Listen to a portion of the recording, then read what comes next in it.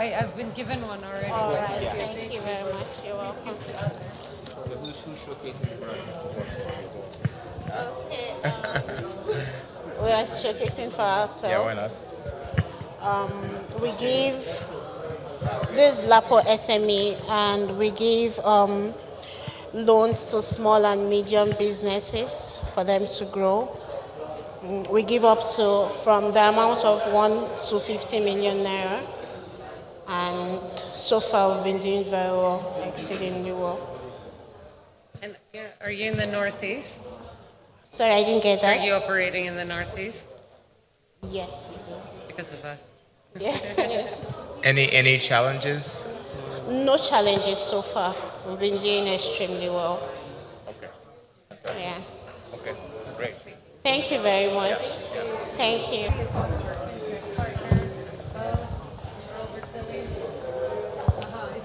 Our CEO there, Rippy. How many IDPs did you pay? So far, so good. We're doing 10 on Friday. On Tuesday, 10 groups. So we're starting with 10 10 groups. groups, so how many thousand IDPs so far? So far, about 900 groups so far across the 4 states. 900 groups. Yes. How many per group? The range, an average of 25 per 25. group. So that Yeah. means in Adamawa last week was 2,500 IDPs. Yes, correct. Thank you. Thank you. Thank you very much. Well done. Keep up the good work. Yeah, you're welcome, sir. No, just speak. No, speak. No, speak. Okay. Standard Bank. Yes, welcome, sir. Welcome, sir. So where are you operating from? Sorry? Where are you operating? We're operating in Adamawa State, northeast Nigeria. These What are rate? What rate do you give? interest What rate, do you give to your customers? interest rate, Yes, please. 2.2% per month. Per month? Yes. In a year? In a year, average of 24%. It is very high. But it's working though. It's very high. So that means my suggestion to most of them is cost of their customers. Don't take more than 2 months. Average loan tenure is 6 months. 6 months. 6 months, which is 20%. For agri, we give up to 9 months, still 20%. And 20, Source your money. sorry, Where is the source of your from depositors. depositors? Yes. Have you tried assessing CBN intervention at 5%? We try sometimes back, but it was not successful. So we rely on depositors' funds. Have you tried the Central Bank Development Finance Office in Yola? Yes, we have been in touch. And what happened? The first application we made, yes, so many requirements, and then the interest cap also was there for us, which is very difficult when you get funds with interest cap of a single digit. What happens to some of your customers that are not able to get that intervention funds? You will not be able to lend your depositors funds at single digit rate. You will not be making any income with that. So those were the limitations that we actually had. Because I'm sure if you had met the head development finance officer in Yola, he will have put you through how you can assess the 5% funds we have for different intervention that you could tap into. Yes, with our deposit funds, like last year, we were able to disburse 1.8 billion in Adamawa State. That is the achievement we'll be making. And we have customer base of over 150,000 customers. Please try. The interest you are charging your customers are very high. The cost of operations I know in they those still areas. want to patronize you because there's no other thing they could do. But please meet my office people in Yola. They'll be able to put you through. 5% is a lot better than 12%. Sure. Please. Thank you. We have some books here. This is financial literacy curriculum. This is a product brochure. This is English. This is Hausa version, which we use to make sure that people are able to know what financial inclusion is all about. Thank you. Thank you. Thank you so much. Good afternoon. Good afternoon, sir. Okay, here's the stand for Keeper Pay. Basically, so we are a CBN licensed super agent, and then our whole aim is to further drive financial inclusion, I mean, to the bottom of the pyramid. And with that license, what we are doing is leveraging on our channels, the Keeper Pay mobile application and point of sale terminals where we deploy to our agents. As Toyin said on the panel, we have the Keeper application that houses over 500 SMEs today, and those guys are able to do their bookkeeping, inventory, invoicing, and debt management on that platform. Those SMEs are able to also access credits through that platform, and I mean, it's helped a whole lot.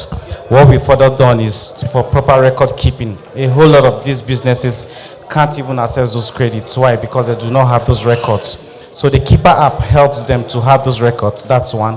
And then with the Keeper Starts product, which we have, it helps them to register these businesses and they get the certificates of incorporation. With that, they are properly documented. Businesses can get more facilities, partake in government social investment programs, and practically empower them to be self-sustainable. Then moving to the Keeper Pay application with the AIP we have from the Central Bank of Nigeria, we are actually moving. We have a network of over 2,000 to 3,000 agents now, and then they are pushing these transactions. So beyond just doing the regular cash in, cash out, what Keeper Pay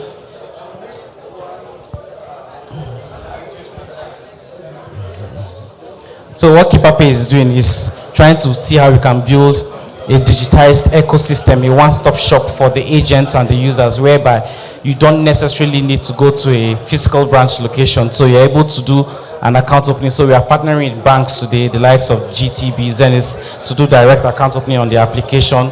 Once that account is open, you can do your BVN enrollment. Upon BVN enrollment, you're able to send money, receive money. We issue cards on behalf of banks. So for card distributions, we're able to do that. So once you're able to get to that touch point, you don't necessarily need to go to a bank to do any sort of transactions.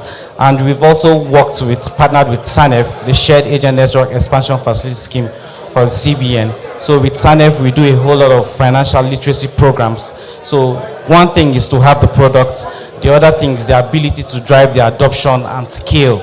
So looking at the area of services and the products we have, we are actually well positioned to help drive financial inclusion in the country. Thank you very much. Here's our POS and here's our mini stands. Thank you very much. Yes, sir. Stephen Ava. Thank you very much. Yes, please. How protective are you with your customers' data? Okay, so when it comes to customer data, going by the data protection policy, we have our systems are fully encrypted end to end in terms of technology. We host our data on cloud, and then the DigitalOcean system for data protection.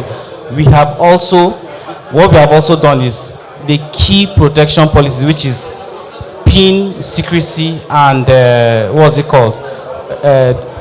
dual control in terms of setting up the agents. First, you must have all those KYC documentations in place, and those documents are personal to those agents. So before you do any transaction on either the terminal or the web, you need a PIN to consummate that transaction, which is known to the user alone, not even maybe the officer that is onboarding the person. So PIN secrecy is key for us, and then dual controls in terms of approvals for setup and transactions happens. Then when it comes to further protecting these guys, what we have done is to say, in line with the central bank's tiering, KYC tiering, we have different categories for accounts. So the guy doesn't just walk up to us with a passport, ID card, or utility bill and wants to become an agent, and then we put him on a tier 2 or tier 3. So with that tier, you must meet certain levels of obligations of documentations before you can be moved from one tier to the other. And each of these tiering comes with different transaction limits.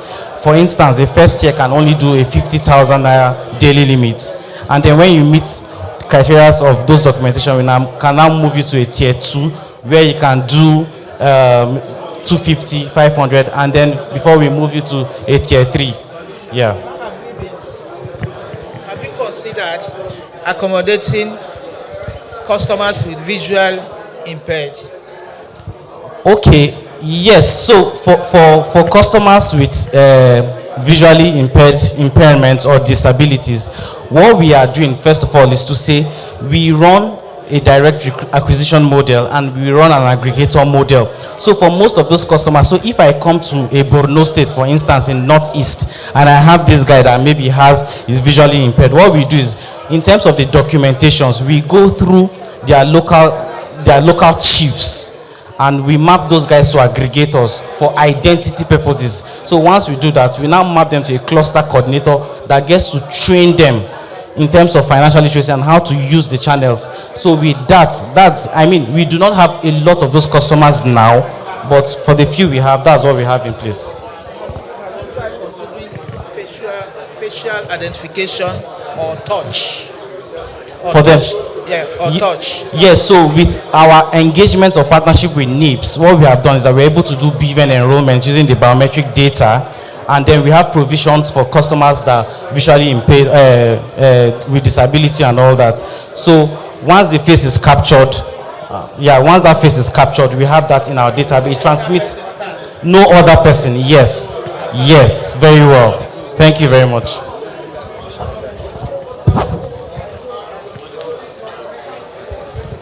Thank you so much. I'm fine, sir. Thank you. Nice having you. Understand, yes. So this is Deva Access.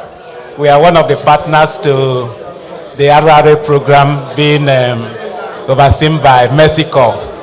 And we provide training, access to markets, access to inputs, and access to finance for this very particular, for the farmers. Here are some of the items we also supply the farmers. This is a POS. We in partnership with FCMB. So we register the farmers, train them on running the POS business, and we deploy the POS to the farmers, because in many of the communities there are no banks. So the farmers are financially excluded. Even if they want to open an account, there is no bank to service them.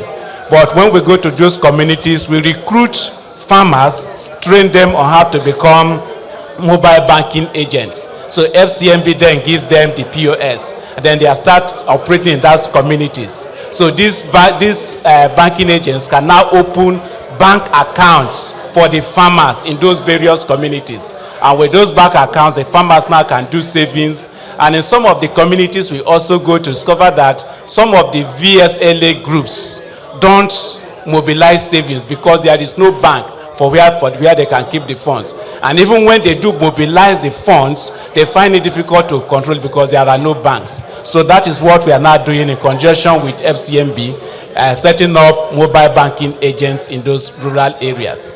And for this is also something we give to the farmers. This is known as improved cook stove. It is said that annually in Nigeria, more than 93,000 women die from inhaling smoke from smoking. You know, they use this open firewood cooking. But this one takes away the stove, that stress. And then it saves them money. The money they will spend with this stove, the firewood a family will use in cooking for a day, they can use it on this stove for a week.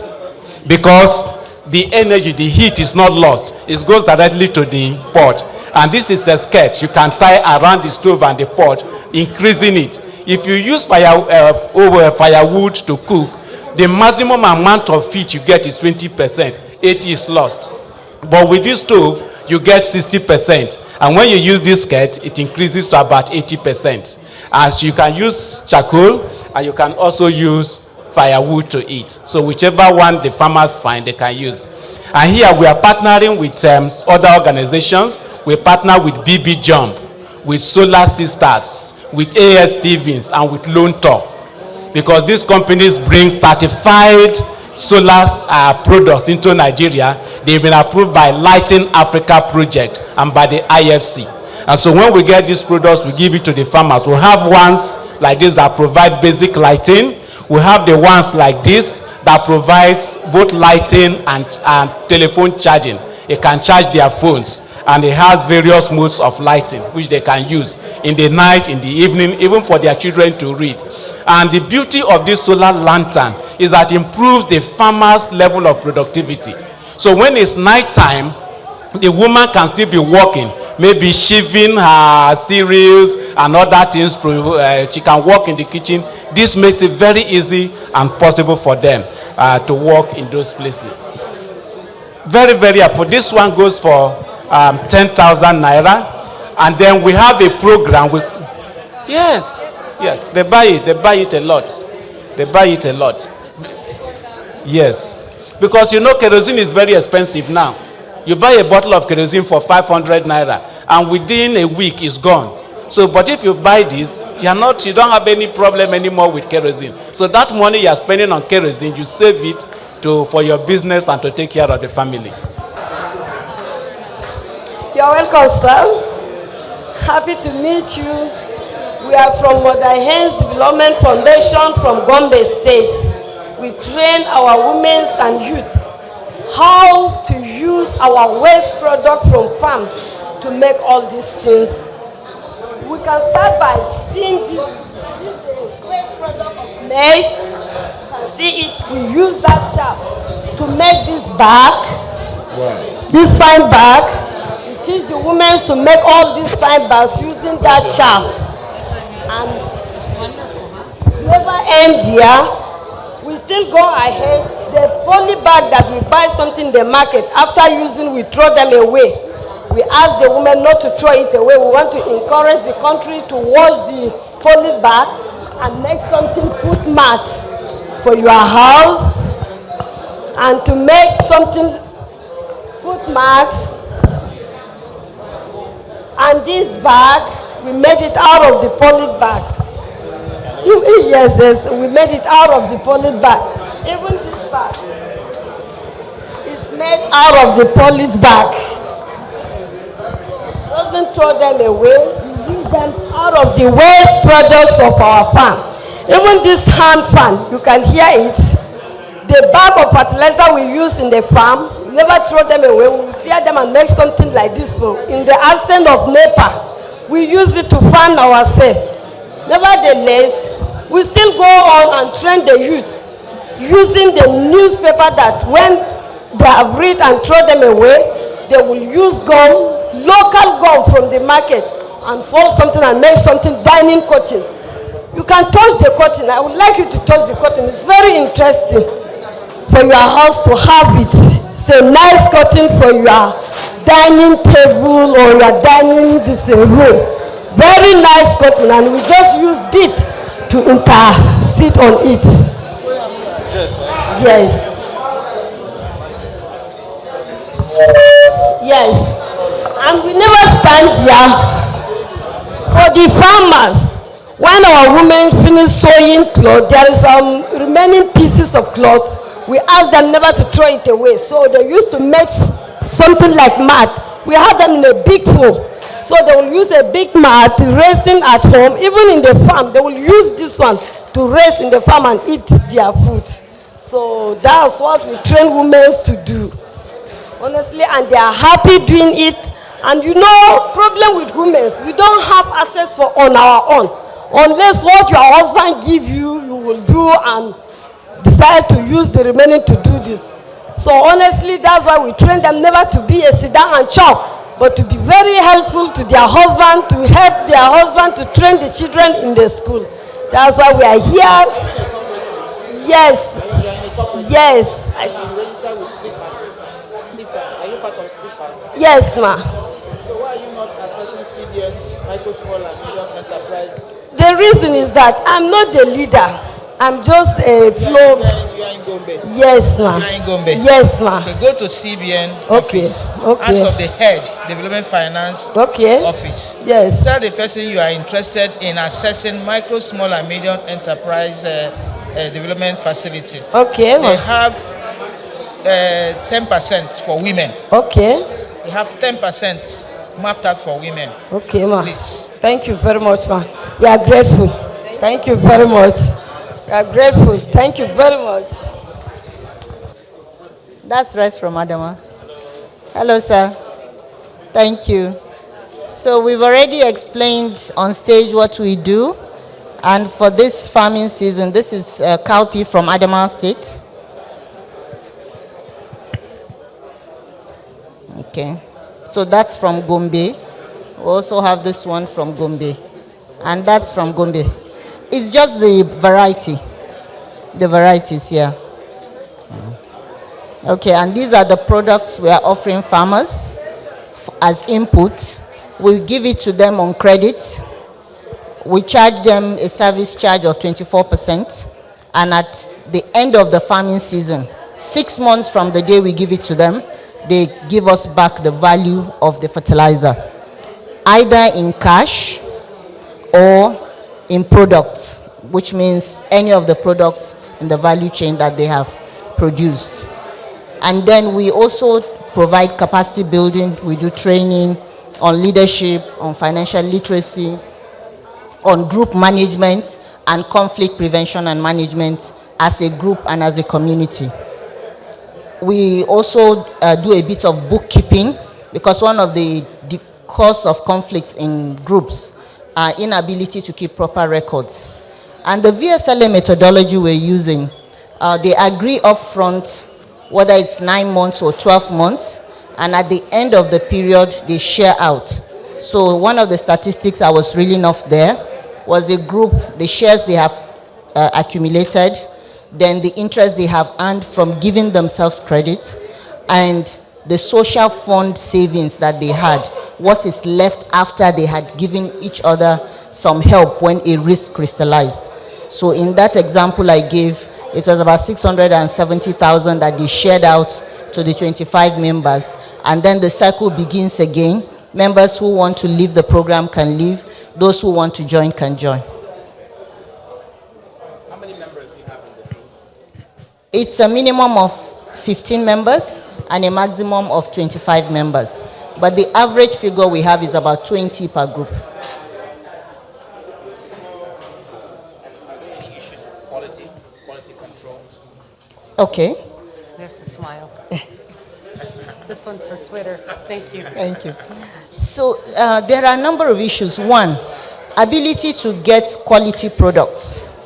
One of the things we don't do is we do not buy in the market because we can't guarantee the product. So we have to go through a supply chain management where we procure the products, ensure the logistics to get them to the locations, take them to the final destinations, and do the distribution. The second challenge that we face, recent issues, have been what I'll call ghost clients. So because the products are not easily available, so we have a situation where someone comes and says, well, I'm representing my group, and when we validated, he was the only member of the group in the list. The rest of the 23 members were excluded from the list. So we're having to put in secondary level verifications to be sure that the representatives are really representing their groups. The third challenge we faced is the issue of recoveries, where the farmer has paid, but is the leadership that is holding on to the funds for one reason or the other one. And so we've been looking at different ways. We've looked at BVN verifications, trying to work with companies that have the accreditation to be able to validate that they are the members. We are a non-bank financial institution because we're really input suppliers on credit, but we're trying to see if we can tap into the credit bureau membership so that we can report credit to the credit bureau. In addition, we're trying to see if CBN will let us get in onto the GSI. Okay. CBN? Because, no, what I'm trying to say, you belong to microfinance institution. No, ma. The association we belong to is Association of Non-Bank. That is what I'm saying, microfinance institution. No, you know there's NAMB, and then... No, NAMB is bank. Yes. I'm not talking about bank. You're right, ma. Yes. Microfinance MFIs, yes. They are not banks. Yes, they are ma. non-bank. Yes, ma. And incidentally, your Apex Association, they are in a mess. AMFIN. Yes, ma. They are in a mess. Yes. And we're trying to sort the leadership tussle they have. Okay. Because of that, that's why you're not getting CBN intervention down to microfinance institutions. Okay. Because we need that Apex yes, to be able to monitor microfinance institutions. Yes, ma'am. As soon as it's sorted out, you won't have any problem. Okay, you get us onto the GSI? Yes. Thank you very much. We appreciate that. I'll hold you to that promise.